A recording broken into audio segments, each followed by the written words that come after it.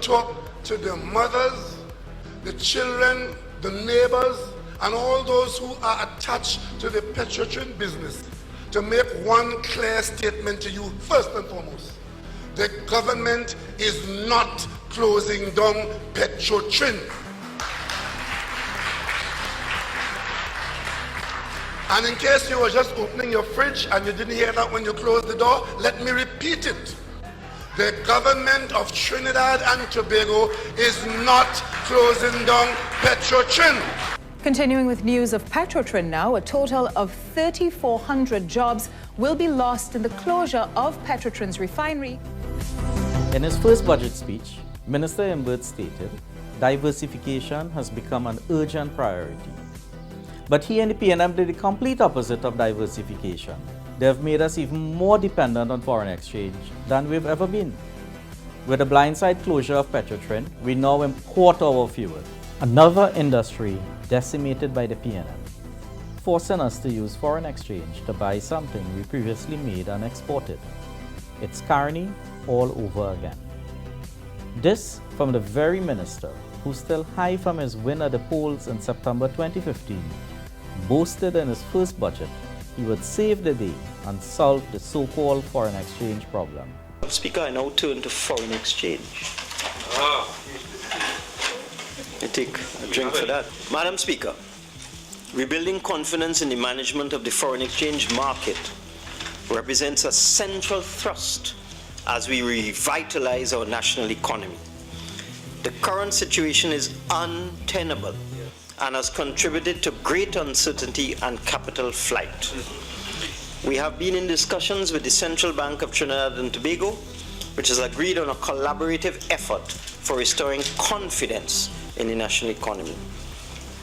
As an initial step, the Central Bank, in the discharge of its mandate for the management of the foreign exchange market, will be requested to re-establish the foreign exchange distribution system which existed prior to 2014.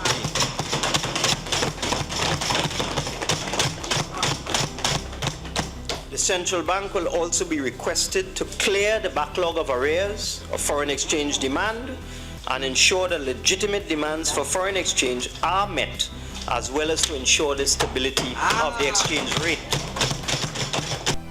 Now, our official reserves, the lifeblood of our economy, are hemorrhaging, dropping from a peak of $11.5 billion in December 2014 to below $7 billion by July 2019, the lowest level in a decade. At the present rate of depletion, we will barely have enough US dollars to pay for 3 months' worth of imports by 2022. Banks are rationing over-the-counter sales of foreign exchange to less than $300, or even putting up no sale of foreign exchange signs in their banking halls. This has fueled a thriving illegal black market for foreign exchange. None of Imbert's game-changer capital projects has the capacity to develop new revenue streams in the near future. The Dragonfield gas deal is a dud that can't dance. Scandals Hotel flopped, and the Library dry docking facility will not get underway until well after 2020. There has been no new foreign direct investment, which means foreign investors are skeptical about setting up shop here, while many local businessmen engage in capital flight. The foreign exchange situation is now far worse than it was in 2015, yet many of the most vocal foreign exchange mouthpieces have gone silent. No one calls on the actual central bank governor to explain why they still can't get foreign exchange. They have accepted. They don't need to hear anything from him, since it's a given his master, the minister, will do all the talking for him, since the central bank is now a department of the Ministry of Finance. I have absolutely no idea how the central bank arrived at that number.